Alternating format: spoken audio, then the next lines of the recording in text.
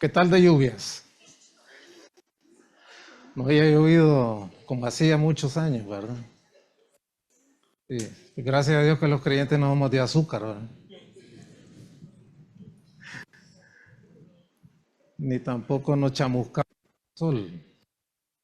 Permanecemos y perseveramos hasta el fin. Ese ah, se escucha un poco raro, ¿verdad? Como que se corta. No, lo están oyendo bien. Ese canto que cantamos ahorita es un texto del Salmo 119. Precioso, ¿verdad? La palabra de Dios en realidad es la guía del creyente. Antes de usted consultar sus redes sociales, lea la palabra de Dios para que lo oriente y le traiga paz, ¿verdad?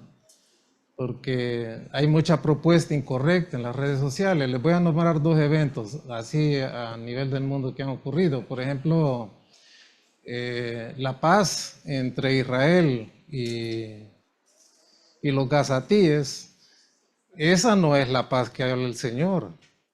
¿Verdad? Que vi a muchos creyentes, escribían en las redes sociales, bueno, y el Señor viene, ya se firmó la paz y en la fe permanente.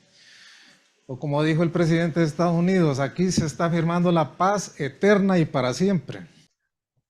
Eso no es cierto, ¿verdad? Israel siempre ha dependido de sus amantes. ¿Cuáles han sido los amantes de Israel? Egipto, Asiria, Babilonia y hoy las naciones europeas y Estados Unidos de Norteamérica. Ellos no le van a dar la paz a Israel, la paz se la va a dar el Señor. Y se la va a dar cuando Él venga a establecer un reino de gloria, de justicia y de santidad verdadera. Va a haber otro individuo que le va a pretender dar la paz a la mitad de la gran tribulación que es el anticristo. Van a firmar un tratado de paz y supuestamente eso va a promover la paz verdadera, pero es una traición. Todos los amantes de Israel al final lo traicionan, ¿verdad? Y yo pienso que es parte del endurecimiento de Dios para con la nación de Israel para que se vuelvan a Él. En realidad la paz va a venir cuando se cumpla la profecía que dice, y verán al Señor, y dirán, bendito el que viene en el nombre del Señor. Ahí habrá paz duradera y permanente para Israel. Lo otro es el famoso fenómeno, ¿verdad? El Atlas, que le llaman, ese supuesto cometa, que no saben si es un cometa, que dicen que es una nave interestelar de civilizaciones antiguas que vienen después de un recorrido de miles de años, regresan a la Tierra para ver cómo andan las cosas de los seres que ellos crearon, ¿verdad? Nada que ver, hermanos. El único planeta habitado del universo es la Tierra. Fue el lugar donde Dios determinó que naciera y creciera la vida humana. Por estos seres humanos vino Cristo a morir. La redención eterna viene a través de Él. No tiene nada que ver con esas cosas. Les digo eso, hermano, porque ahora la oferta para los creyentes es grande y variada en las redes sociales, ¿verdad? Usted encuentra cualquier cosa. Que a través de visualización, muchas veces visualizaciones con inteligencia artificial, impactan, ¿verdad? Y nos hacen creer cosas. Vivimos en un mundo visual. Aquí todo se vende a través de los ojos, ¿verdad? Ventas por WhatsApp, ventas por etcétera y etcétera. En realidad, hermanos, como dice el himno que cantamos, lámpara es a mis pies tu palabra y lumbrera mi camino. ¿Quiere usted saber sobre el futuro, sobre lo que dice Dios que va a acontecer? Lea la Biblia. Le recomiendo dos libros. En realidad, todos los profetas mayores y menores, pero dos o tres, Daniel, Ezequiel y Apocalipsis. Léalos. Ahí usted se va a informar cuál es el plan de Dios para el destino eterno. No como decía la profeta que inició la iglesia adventista, ¿verdad? Que escribió aquel famoso libro, el secreto de los siglos o algo así, ¿verdad? Elena C. de White, que es un libro que si ustedes no lo saben, los adventistas le dan inspiración divina, ¿verdad? Es un libro que debe leer todo adventista a la par de la Biblia, porque es inspirado por Dios, ¿verdad? No tiene nada que ver. El único libro inspirado por Dios es este. Es la palabra de Dios que es eterna, es inerrante y es única. No tiene errores, ¿verdad? Y por eso lámpara es a mis pies tu palabra y lumbrera a mi camino, ¿verdad? No se deje llevar por las tonterías que dicen en las redes sociales o por los famosos influencers ahora de las redes sociales, ¿verdad? Tienen más impacto y más autoridad, muchos de ellos, que la palabra de Dios para muchos creyentes, ¿verdad? O lo que dice la pastora o dice la profeta, el profeta. No hay pastoras ni hay profetas, hermanos. Si Dios le dio a la mujer un papel, lea la palabra de Dios. Ahí usted va a encontrar el papel de la mujer. Es un papel hermoso, aparte de procrear, es un papel que Dios le dio en el ministerio y en la iglesia. Tampoco hay profetas ni apóstoles, ¿verdad? Esos por impulso propio se hacen profetas y apóstoles y van a tener que dar cuenta. Así pues que su guía fiel es la palabra de Dios. Dentro de 2 meses o 3, la iglesia le va a poder poner otra vez, pásenme un librito, voy a poner el dedo en la llaga, un librito de lectura bíblica, a ver quién lo anda ahí, si es que la leen. La hermana Ana lo lee. Sí, lo tenía abierto, testifico de eso. La iglesia dentro de, ¿cuánto? Una semana antes del 24 de diciembre le va a poner el del 2026 en sus manos. Y otra vez, delante del Señor Jesucristo, los conmino en el nombre del Señor Jesucristo. Lean la Biblia el próximo año, ¿verdad? Y léala con entusiasmo. Mortifique su carne, mortifíquela, ¿verdad? Aunque no quiera, dele a beber la palabra de Dios, ¿verdad? Le va a sonar áspero, como lija. ¿Cuál es la lija más gruesa? La 40, ¿verdad? Así la va a sentir, ¿verdad? Pero léala la palabra de Dios. Es un gran esfuerzo que la iglesia hace al poner esto en sus manos. Dentro de las 4 ayudas adicionales que tiene. Gracias, hermana Ana. Si me lo hacen llegar, por favor. Entonces, les animo a leer la palabra del Señor, ¿verdad? Eso es bien importante. Y Dios mediante, y si Dios quiere, porque así hay que decir, ¿verdad? Uno hace planes, pero Dios es el que dispone. Al final, el sometimiento a la voluntad de Dios es la bendición del creyente. Y Dios mediante, dentro de un año estamos ya dentro de ese templo, ¿verdad? Pero para eso hay que trabajar duro, ¿verdad? Saque las ollas, esas cucharas que son de la abuelita y ni las va a usar, usted va a morir, nadie las va a usar, ni sus hijos las van a usar. Traiga todas esas cosas, ¿verdad? Nos van a servir en la venta de garaje. No crean que es una gran cantidad la que se saca, pero ayuda. Es un grano de arena, es un paso que como iglesia hacemos para traer, ¿verdad? Ese saco, ese vestido que dice, hasta el vestido de novia lo tiene, ya está más amarillo que a saber qué, ¿verdad? Ya pasó de moda, ya no lo pueden ni vender, entonces tráigase todas esas cosas, hermano, ¿verdad? Eso sí, bien lavaditas, bien aseaditas, ¿verdad? Y todo lo que usted tenga en casa que pueda servir. Hay hermanos que oran por la venta de garaje, créanlo, ¿verdad? Se los digo yo porque yo lo sé. Hay hermanos que están orando por una estufa y aquí no se le aparta nada a nadie, ¿verdad? Y si alguien lo pide que le aparten algo ahí, arrepiéntase en el nombre del Señor. Porque hay otro hermano que está orando por ese artefacto, está esperando el día de la venta de garaje para comprarlo. Entonces, parejo para todos, amén. Tenemos que ser diferentes al mundo, ¿sí o no? Ahí en el mundo se hacen trinquetes, aquí no, ¿verdad? Aquí todo tiene que hacerse distinto y diferente, tenemos que ser distintos. Cuento yo de anécdota, una vez cuando empezamos la venta de garaje asignamos a unas hermanas al departamento de hogar y eran cosas muy lindas las que habían traído los hermanos.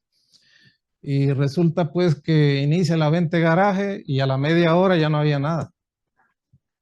Y empiezo a ver a aquellas hermanas siguiéndole la pista y ya iban con las bolsas para afuera. Y hermanos, ¿qué pasa? Que entre nosotros lo compramos. Eso no se hace, hermano. Ese es un trinquete en la iglesia, ¿sí o no? ¿Verdad que no, no es correcto? Para nada. Entonces, aquí no se aparta nada para nadie, ¿verdad? Todo es parejo. Que Dios bendiga a todos y que Dios provea a todos lo mejor. Las hermanas, por supuesto, no están aquí ya, ¿verdad? Eso fue hace unos 10 años atrás o más. Bueno, vamos a la palabra del Señor, hermano, no nos vamos a distraer más. Filipenses capítulo 1. Hemos visto 2 secciones de este capítulo. La primera del 1 al 11, que titulamos Amor y preocupación personal que la distancia no puede destruir. Ya habían pasado cerca de 10 o 13 años desde que el apóstol Pablo había abierto esa iglesia. No había podido verles, no había correo, no había encomiendas, no había redes sociales, no había nada. Sin embargo, su preocupación se mantenía íntegra y fresca por el crecimiento espiritual y consolidación de esa iglesia. Nada había cambiado. Habían maneras de correos o de hermanos que iban y venían, y de esa manera se mantuvo esa relación. La iglesia de Filipos, entre todas las iglesias que abrió el apóstol Pablo, fue la más empática con el apóstol. Fueron ellos los que ayudaron a soportar el ministerio del apóstol Pablo económicamente, le mandaban ofrendas, estaban pendientes de él. En fin, fue una relación muy sana, muy linda.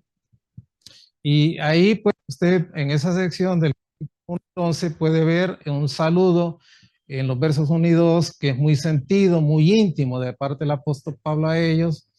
Y también, después de hacer ese saludo, el apóstol Pablo introduce una nota de alabanza, y en los versos 3 al 11, donde expresa el deseo de su corazón para estos hermanos amados. Y lo hace en 5 aspectos. En primer lugar, utiliza la vía de comunicación, que es la oración.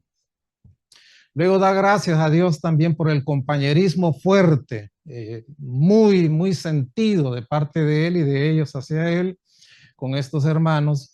Y también expresa algo muy lindo ahí en esa acción de gracias, que es la seguridad que tenían en Cristo. Estos hermanos estaban claros que la salvación era por gracia, y se disfruta por gracia, y se recibe por gracia, y se va por ella por gracia, la misma que él tenía. Luego les hace ver también que están en su corazón. Él tenía como el amor de una madre, él sentía un amor por estos hermanos de esta iglesia, como que si él los hubiera parido literalmente. Un amor de las entrañas, ¿verdad? De lo profundo de su ser por estos hermanos. Y él sentía esa autoría, no solamente por el hecho de haber aperturado esa iglesia, sino también porque los había visto crecer espiritualmente en el Señor. Es un gozo grande cuando uno mira una alma que se rinde a los pies de Cristo. Esa es una experiencia hermosa, ver cuando llega el arrepentimiento de Dios a una vida y nace de nuevo. Pero es más lindo ver el crecimiento espiritual. Y después de que han pasado algunos años, ver cómo esa persona ha crecido en el conocimiento de la palabra de Dios, en el Señor y todo, en su compromiso en el servicio a la misma iglesia. Ese es otro aspecto que él menciona ahí. Y él finaliza esa acción de gracias en los versos 9 al 11 con una oración a Dios. Y le pide a Dios 3 cosas por estos hermanos. Normalmente, hermanos, cuando le piden a uno orar por alguien o uno ora por alguien, casi siempre lo hace en términos de las ganancias que se puedan tener en este mundo. Pero él pide bienes espirituales por ellos. Y el primero de ellos es el amor de Dios. Que el amor de Dios sobreabunde en sus corazones, en ciencia y en todo conocimiento, porque eso les va a ayudar siempre a elegir lo mejor, ¿verdad? Y la segunda petición que él hace en esos versos del 9 al 11 es que sean sinceros e irreprensibles para el día de Cristo, que es la gran preparación de los creyentes, amén. Por eso nosotros en este mundo no debemos de distraernos en tonterías o en cosas periféricas. Nosotros nos estamos preparando para el cielo, amén. Nos estamos preparando para vivir allá y de una manera santa e irreprensible. Y luego finaliza su oración ahí el verso 11 pidiéndole a Dios que estos hermanos no sean estériles, que estén llenos de frutos de justicia, que produzcan frutos de justicia. Me encontré el otro día a uno de los pastores que yo tuve inicialmente, tenía alrededor de 40 años de no verlo. Y platicamos y me decía él que qué triste ver lo que ha pasado en 40 años en la iglesia en Honduras. Ver cómo las iglesias al final se terminaron siendo iglesias de engorde, donde las ovejas solo van a engordar, están obesas, ya no quieren ganar almas. Y me dice, mira, yo salgo aquí en la colonia donde vivo todos los días con el librito con el cual me evangelizaron a mí, que algunos de ustedes conocen, las 4 leyes espirituales. Todos los días salgo y voy a ganar almas. Qué hermoso, ¿verdad? Un amor que se mantiene de punta. Y eso es algo hermoso. Y él le dice a los hermanos de Filipo, sean fructíferos, ganen para el Señor. Luego entramos a ver la segunda sección. Digo esto, hermanos, porque como aquí algunos no vienen de seguido, pues, y entonces hay que regresar y repasar, ¿verdad? Vimos la segunda sección hace 2, 3 meses que iniciamos de los versos 12 al 26 del capítulo 1.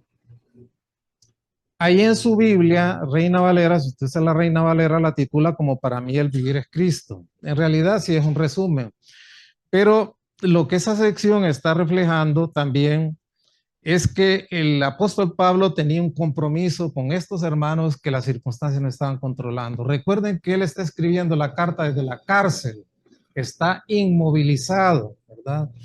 Sin embargo, eso no le reduce a él en su expectativa con los hermanos de la iglesia de Filipos y les dice que en realidad su compromiso por ellos es igual. Cualquiera que esté privado de su libertad, en un proceso de ser privado de su libertad, no tiene más pensamiento que estar buscando abogados, argumentaciones para presentarlos cuando lo llame el juez frente a un fiscal que lo acuse y procurar salir libre. En realidad el apóstol Pablo no tenía ese interés, no era que no estuviera preocupado por una posible liberación, pero su compromiso era con esos hermanos de la iglesia de Filipos y todas las demás iglesias que él había aperturado. Y ese compromiso no estaba siendo reducido por el hecho de que estuviera aún casa por cárcel, ¿verdad? Él estaba con el mismo interés por ellos. Y también desde la cárcel estaba haciendo la obra de Dios, porque de ahí estaba predicando el evangelio. Soldado que le ataban diariamente a su muñeca, soldado que era también llevado a los pies de Cristo, ¿verdad? Entonces, ese es el reflejo de esa segunda sección de los versos 12 al 26. Así el apóstol Pablo les dice en el verso 12, haciendo un pequeño resumen, quiero que sepáis.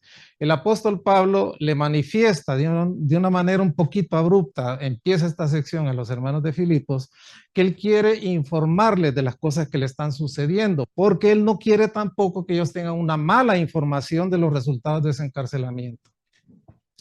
Y ahí le dice, hermanos, las cosas que me han sucedido.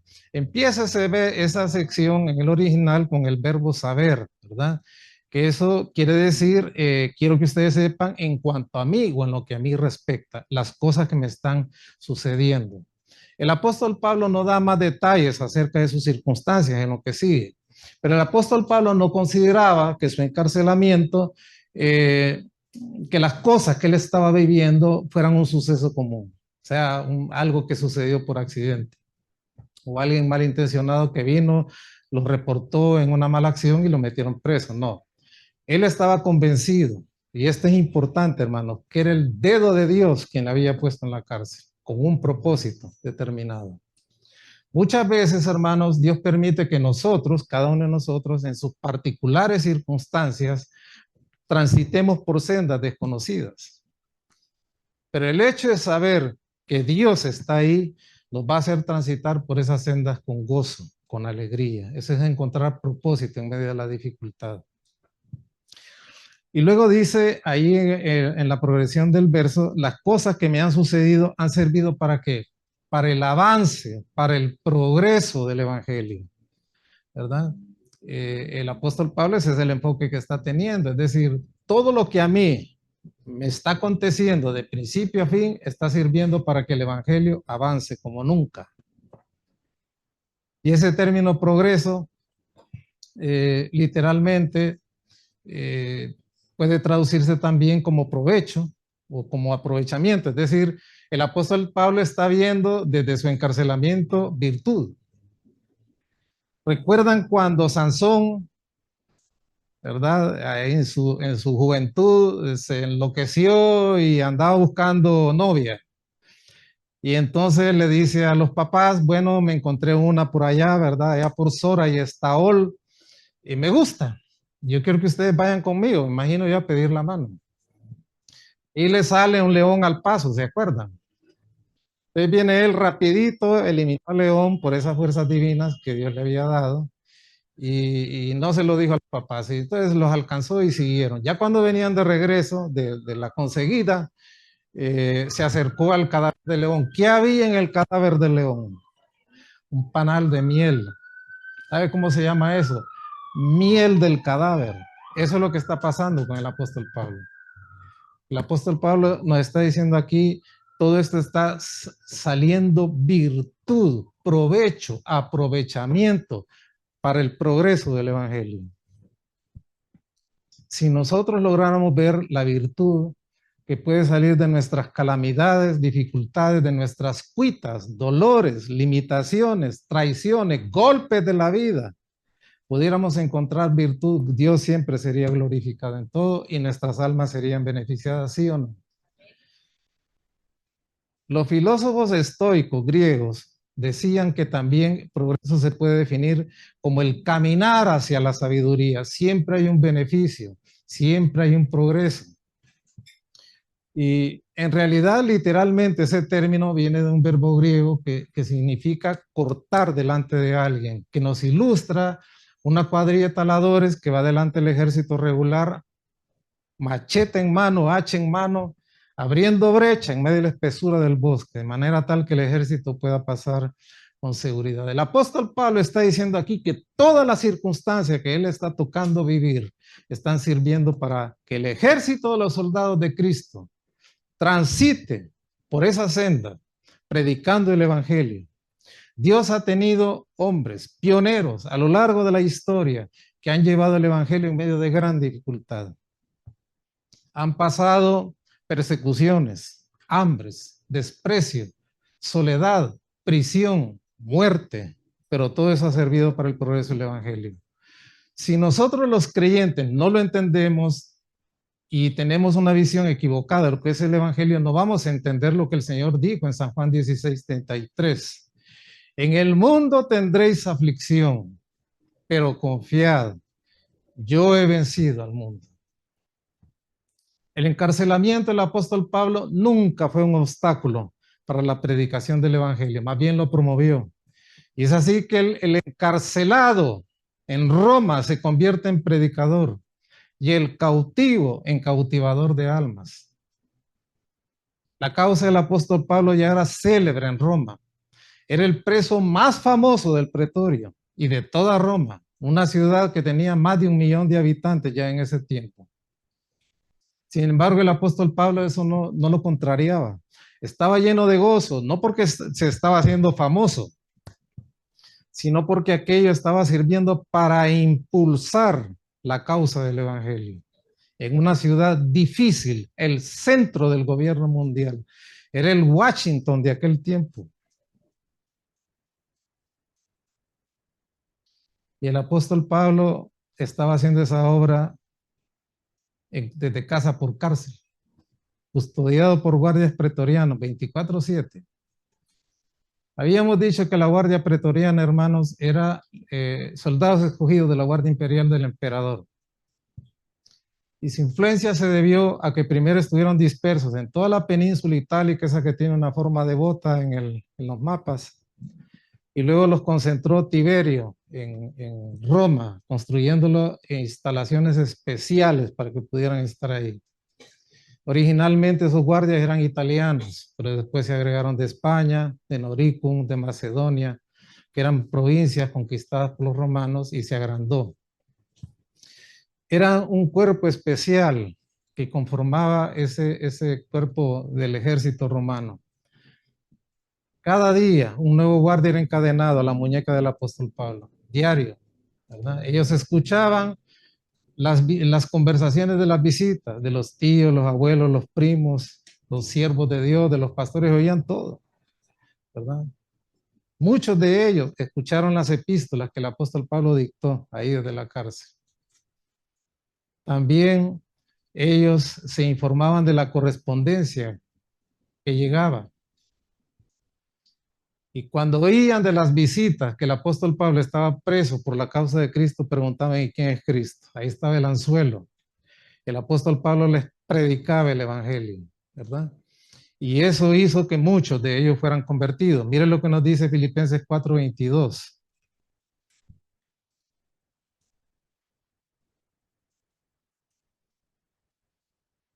21. Vamos a ver, desde el 20. A Dios y Padre nuestro, sea gloria por los siglos de los siglos. Amén. Hermano, esta es la frase de un preso. Ay, ¿porque estoy aquí? Ay, que no me quieren. Ay, qué barbaridad. Mi amigo me metió aquí. Al Dios y Padre nuestro sea gloria por los siglos de los siglos. Amén. Saludad a todos los santos en Cristo Jesús. Allá los de Filipos. Los hermanos que están conmigo saludan. Todos los santos os saludan, especialmente los de la casa de César. No eran los familiares de primero, segundo, tercero, cuarto grado del emperador. Probablemente incluía alguno de ellos.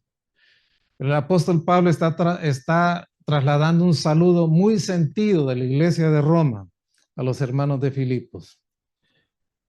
Y esas personas que se nombran como la casa de César eran todos los funcionarios públicos adscritos al servicio civil del Imperio Romano.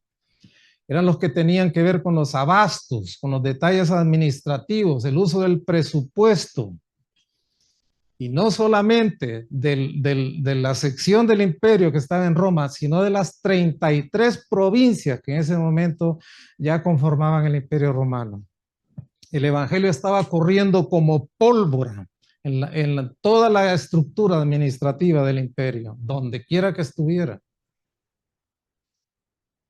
Los romanos tenían dos tipos de administraciones en sus provincias. Habían unas provincias que tenían administración del emperador directamente y otras senatoriales.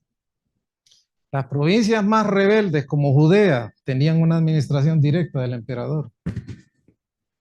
Y ahí tenía que poner una persona de confianza, porque en Palestina las rebeliones eran continuas. El Señor tuvo un celote dentro de sus discípulos, ¿sí o no? Ustedes saben que ese celote era un guerrillero, era un revolucionario y se convirtió a Cristo. Judas era un sicario también.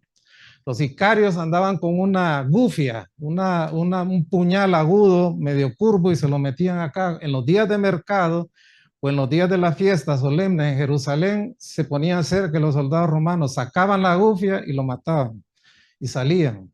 Probablemente uno de estos también fue el cual el Señor permitió Pilato que saliera libre en lugar del Señor. ¿Cómo se llamaba?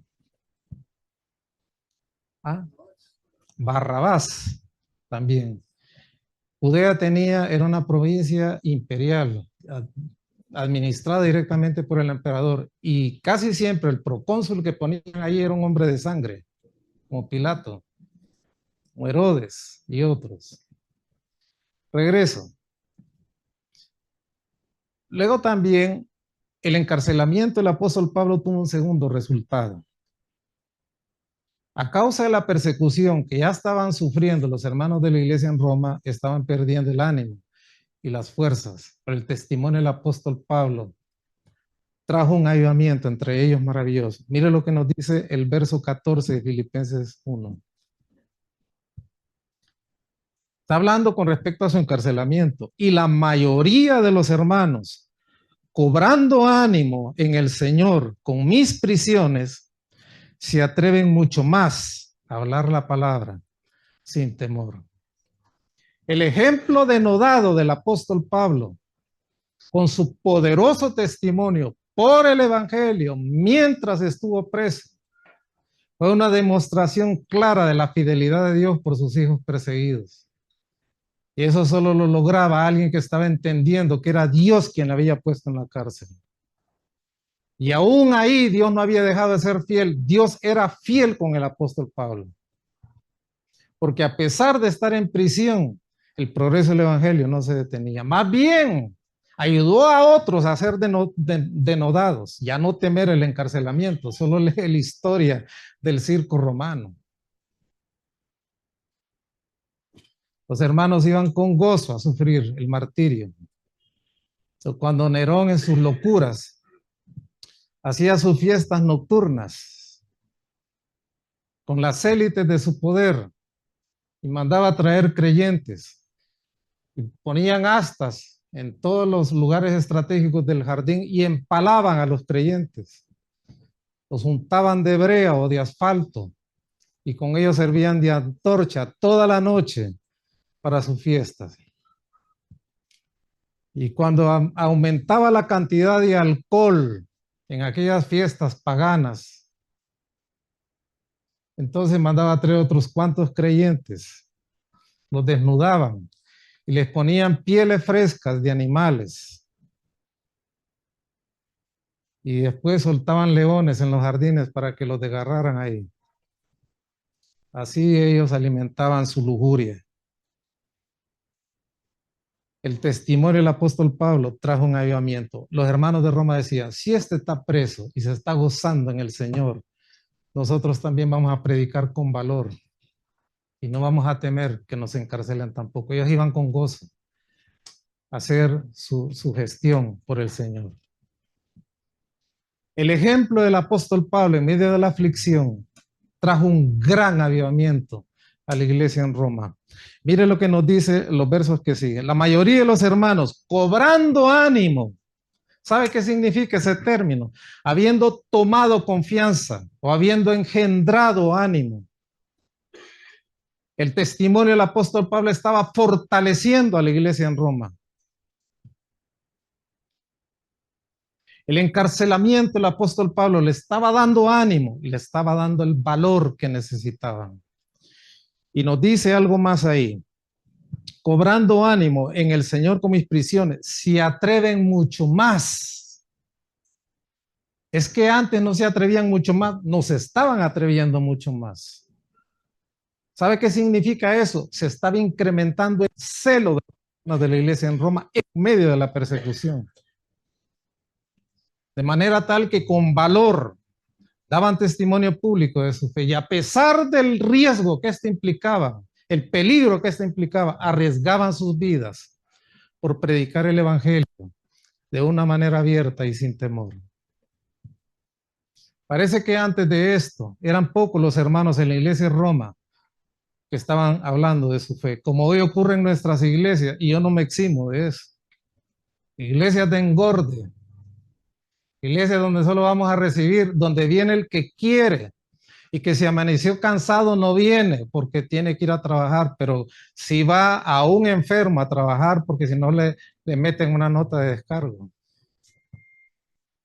Ay, es que está lloviendo, me va a caer una piedra cuando venga aquí, ay, que le cayó una piedra no sé a quién, que me va a arrastrar el carro, me va a llevar arriba, voy a salir allá del Golfo de Fonseca. Ahora dice el apóstol Pablo, mire lo que dice aquí, la mayoría de los hermanos, todos los hermanos de la iglesia en Roma, están predicando de Cristo con valor. Eso es lo que dice ahí. Se atreven a hablar la palabra de Dios con valor. Esta es la gloria de la iglesia, la manera como la iglesia reacciona en medio de las tribulaciones. Es cuando los hermanos buscan con más fe y de nuevo el rostro de Dios. Ay, hermano, que aquí va a venir una persecución. Bendito sea Dios si viene una persecución, hermanos. Bien recibida será, para que nos quite la pereza y nos avivemos y busquemos al Señor verdaderamente de todo corazón. Amén.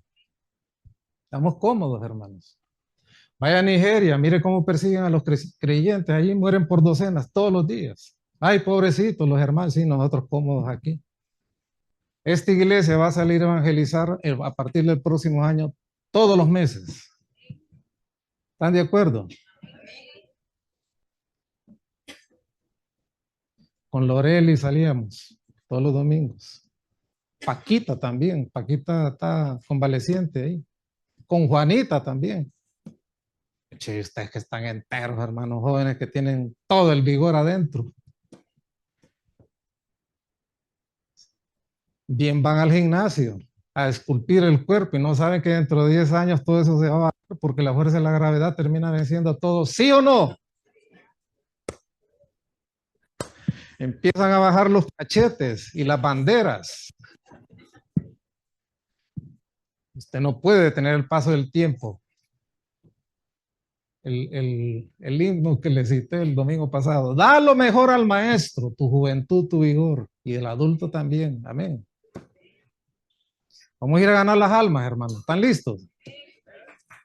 A Cristo sea la gloria, ¿verdad? Bueno, pero también, hermanos, debemos de reconocer que la predicación del Evangelio siempre ha sido estorbada por personas que aman más las cosas personales que las de Dios. Es la verdad. Porque lamentablemente no todos los que entran a hacer la obra de Dios lo hacen ni con los motivos ni con los propósitos correctos. Y por eso el Evangelio es blasfemado. El apóstol Pablo vivió la difícil experiencia de ver personas que predicaban por celos y por contienda.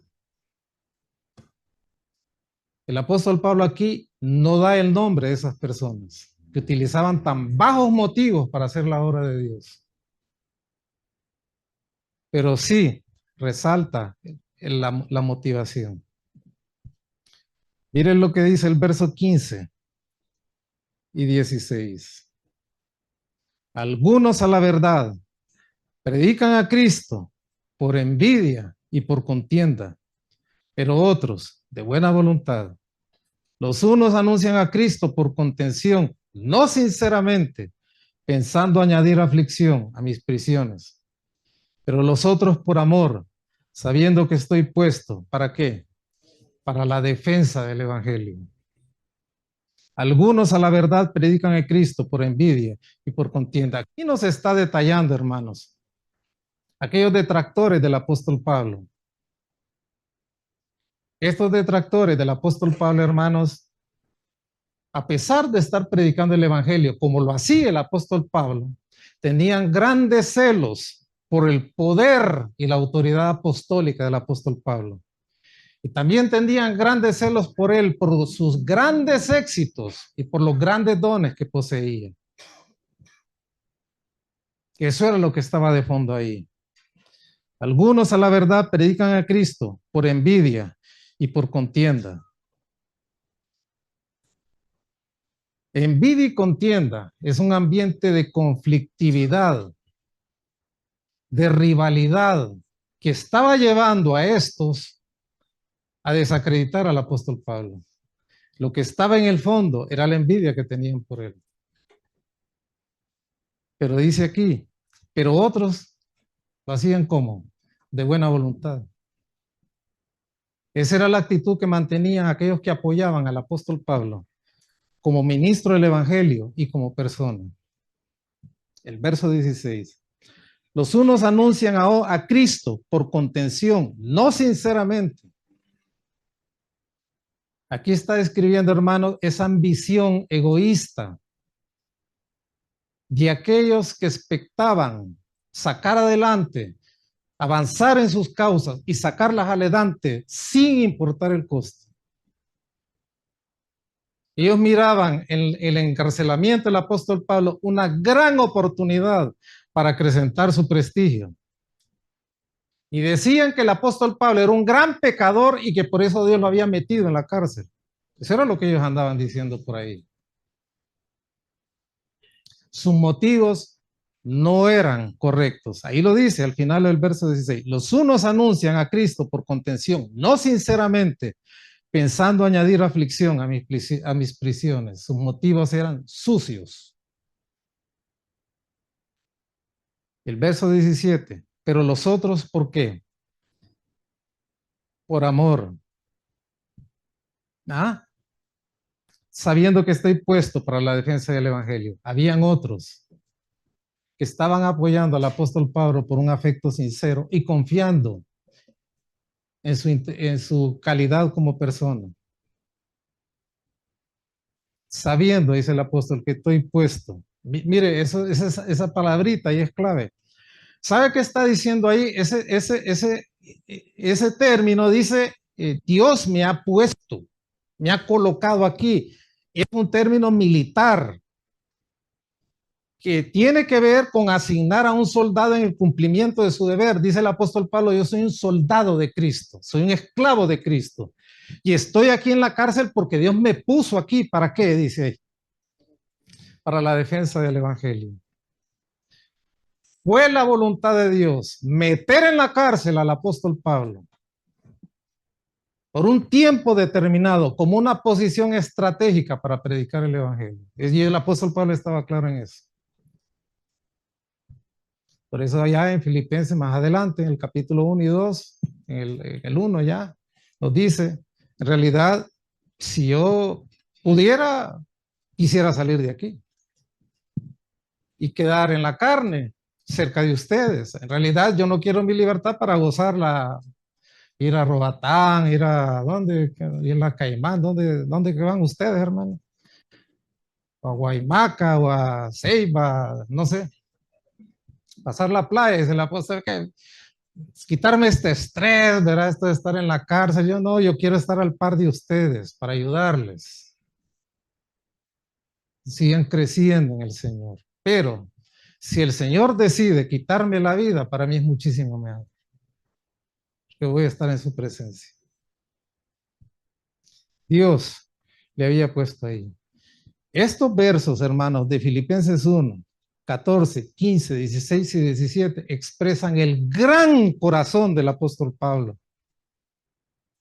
El apóstol Pablo sabía que su encarcelamiento estaba incentivando la predicación del evangelio de dos maneras.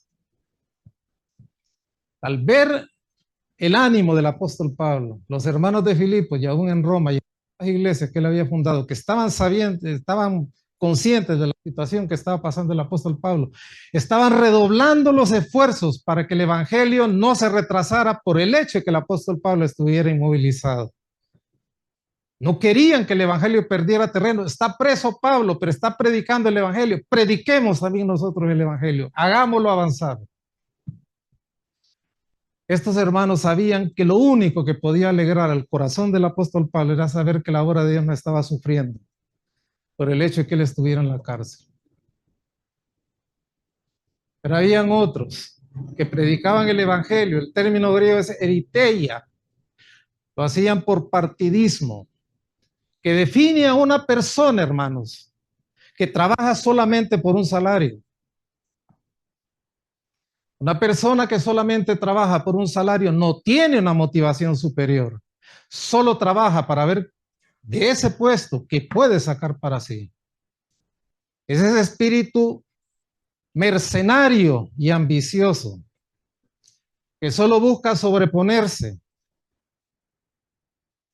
y que los griegos terminaron asignándose a los políticos de turno que están dispuestos a hacer lo que sea con tal de ganar votos. Y esto es parejo para todos.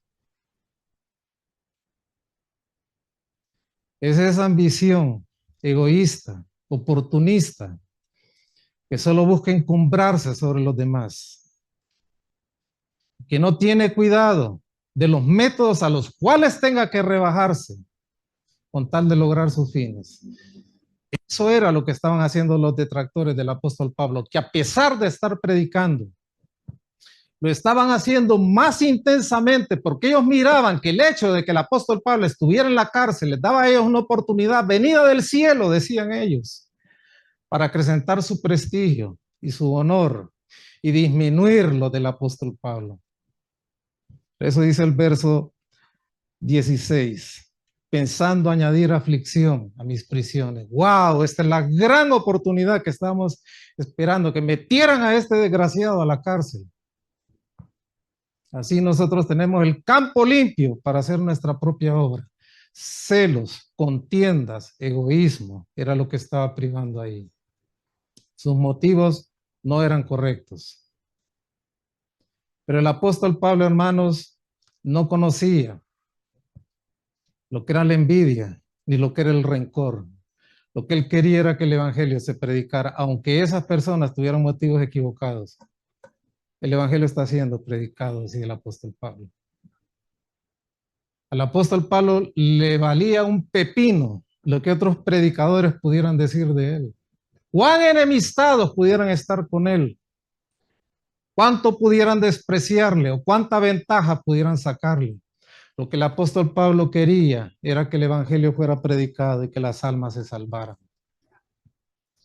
Hermano, es que yo no creo en eso, que vienen a hacer campaña evangelística, que solo levantan la mano y creo que nadie ahí se salve. Es mentira. Yo conozco personas que recibieron a Cristo en campaña evangelística y ahí están perseverando.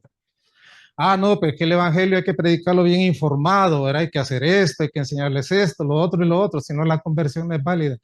¿Dónde está escrito eso? El apóstol Pablo dice, por celo y por contienda lo están haciendo, Cristo está siendo predicado, porque la palabra de Dios es una, no dos. Amén. El evangelio es uno solo, no dos. ¿Cuántas veces, hermanos, nosotros nos hemos sentido ofendidos cuando alguien nos sale con una causa que nos cierra a nosotros el paso? Ah, quisiéramos tener todo expedito, el camino en la vida para hacer las cosas como nosotros queremos. Y Dios permite que alguien más se levante con una causa y nos cierre el paso. Ya estamos, ya nos sentimos mal. ¿Cuántas veces hemos tenido por enemigos a personas que nos critican a nosotros y critican nuestros métodos también? ¿Sí o no? ¿Cuántas veces también? Y qué común es pensar que la gente o los demás no pueden hacer algo bueno si no lo hacen a nuestra manera. Pero el apóstol Pablo no personalizaba nada. Lo que él quería era que el evangelio avanzara. Ah, es que lo dijo por mí. Es que no me quiere. Es que me tiene envidia. Es que no lo está haciendo como yo lo hago. Eso es personalizar, hermano. ¿Cuántas veces aquí, servidores de esta iglesia, yo les he dicho, no, pero no me mande a hablar con esa persona, que yo con esa persona yo no quiero hablar? No personalice. Es una oveja de esta iglesia. Ámela. Tantos defectos tiene ella como los tiene usted. Abre el espacio, hermano, al diálogo. Aguante la peña. Si a mí, hermano, las balas me silban todos los días, una por aquí, otra por acá, otra por allá. A mí me mandan a veces hasta buscarle empleada a los hermanos.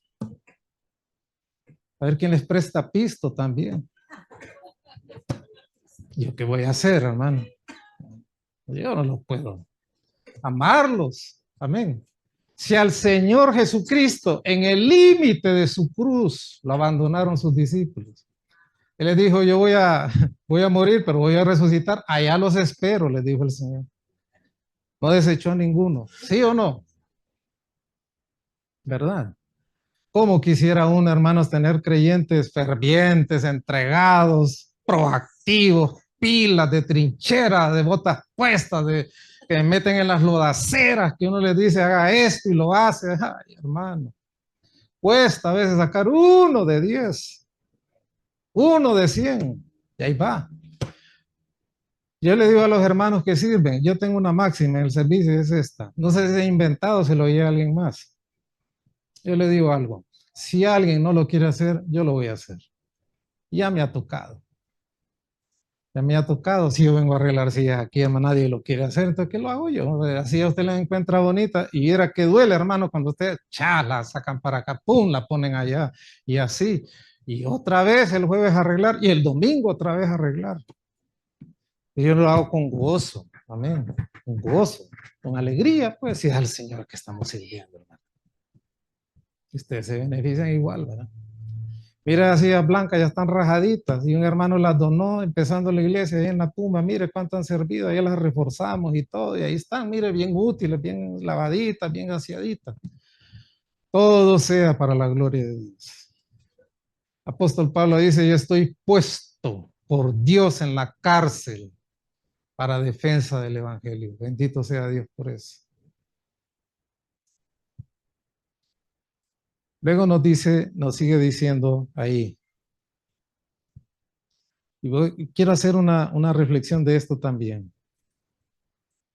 Esos hermanos que predicaban el evangelio por envidia y por contienda, es probable que hayan sido los judaizantes que desde un inicio se opusieron a la predicación del apóstol Pablo. La verdad, hermanos, que a lo largo de la historia de la iglesia siempre han habido personas que siguen las prácticas malsanas de aquellos que vivieron en tiempo el apóstol Pablo. No crea que esos que predican por envidia y por contienda se han extinguido, ahí están siempre y por ahí andan, siempre.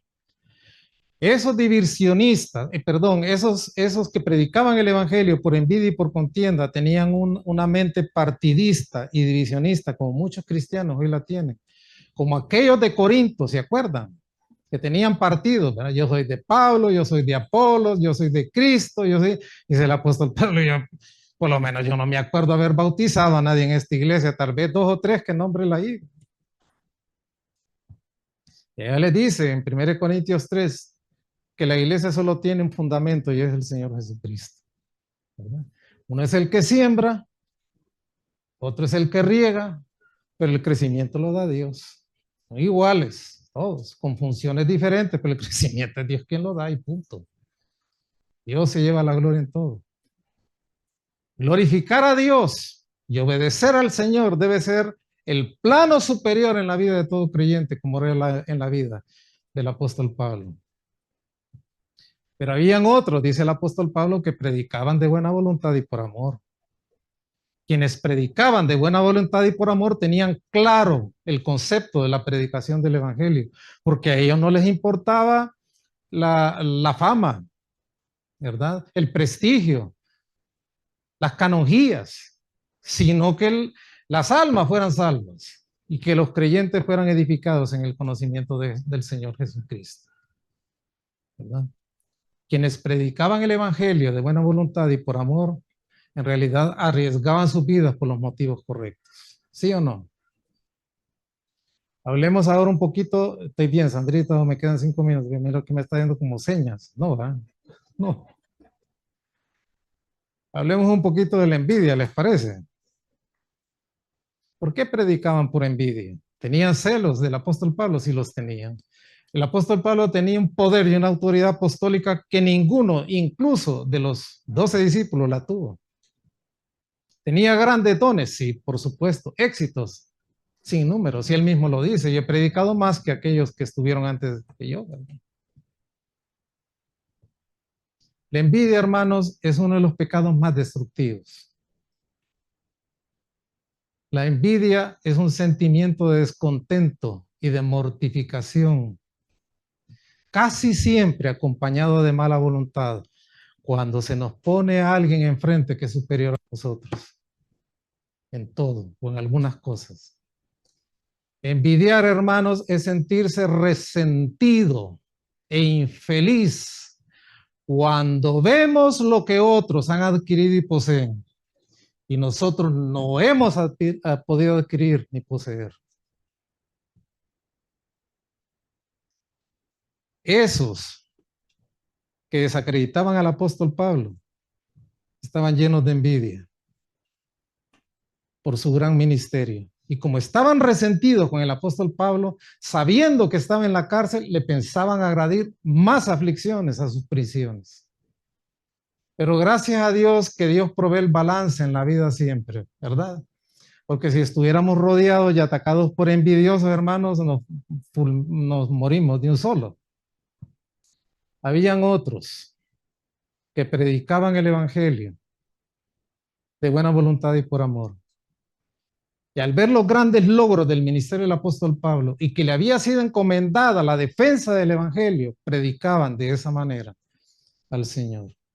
Y ese en realidad es el espíritu cristiano que debe prevalecer.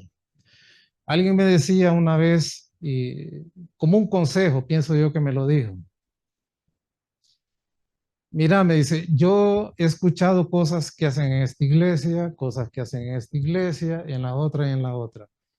En realidad, no cierro los ojos a algún beneficio o algo que yo pudiera ver y pudiera traer a esta congregación. Pero yo he logrado entender algo, me dijo este pastor, que cada quien le va a dar cuentas a Dios de la iglesia donde lo puso, nada más. Y es cierto, hermanos. Alguien me decía, pastor, ¿y usted por qué no va a predicar a tal lado, a tal lado? Sí me han salido invitaciones, hermano, pero las he rechazado. No, no las quiero. No es ese mi propósito ni mi objetivo. Me he dedicado al 100% a esta iglesia. Y espero ver un buen resultado y un buen fruto cuando haga la transición. Amén. Porque no es eterno. No se muere también. ¿Qué dice usted, hermano? Hay que prepararse, hermano. Quien cree que es eterno aquí está frito. Se va a agarrar de la vida terrenal con las uñas y va a rasgar las 4 tablas en las cuales la va a meter a la tierra. Estar listo para todo, ¿sí o no? Que Cristo sea glorificado en todo. Eso debe ser nuestra oración. Hermanos, llego hasta aquí. Vamos a ver explicar un poquito más este tema de la envidia, pues creo que ahí todos somos, nadie puede decir, es que yo no le envidio nada, anda mentira, hermano, todos envidiamos, todos, y todos los días a veces. No podemos ver ojos bonitos en cara ajena. ¿Está que es cierto? Si el vecino ya compró otro carro y usted quiere cambiar el suyo, y así vamos, por allá y por ahí va una cadena. Continuaremos. Puestos en pie, vamos a orar. Amén. ¿Hemos recibido algo este domingo? Padre, te damos gracias por la bendición de poder estar aquí hoy en tu casa. Bendice a tu pueblo, suple las necesidades de los hermanos. Te pedimos por la salud de Juanita, por la salud de Paquita, por la salud de la hermana Mirna, por la salud del hermano Mar Sánchez, por la salud de la hermana Gladys, que hoy está aquí también, por la vida y la salud de la hermana Nena y de otros hermanos, Padre, que están clamando a Dios por salir pronto de sus dificultades de salud. También te pedimos por aquellos que tienen grandes trabones legales y que necesitan justicia del cielo, no de los hombres. Porque los hombres se las niegan, Padre, pero tú puedes darles un veredicto que les beneficie. También, Padre, suplicamos por los hermanos que están sufriendo por relaciones rotas, con hijos, con parientes, con amigos, o otra serie de dificultades. Séles propicio, Padre, y bendícelos y dale gran liberación.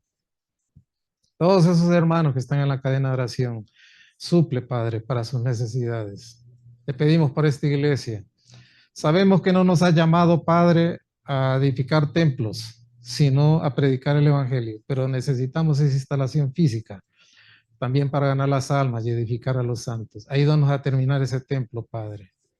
Escucha la oración. No tenemos recursos, pero tú puedes abrir las ventanas de los cielos y hacer que sobreabunde, Padre bendito, la provisión para pagar materiales y mano de obra para hacer ese edificio ahí. Bendice a nuestros niños, nuestros jóvenes, los adultos, los hermanos mayores, Padre. Ayúdanos a transitar en este mundo con un corazón agradecido, contentos, satisfechos, dándote a ti la gloria en todo. En el nombre de Jesús. Amén.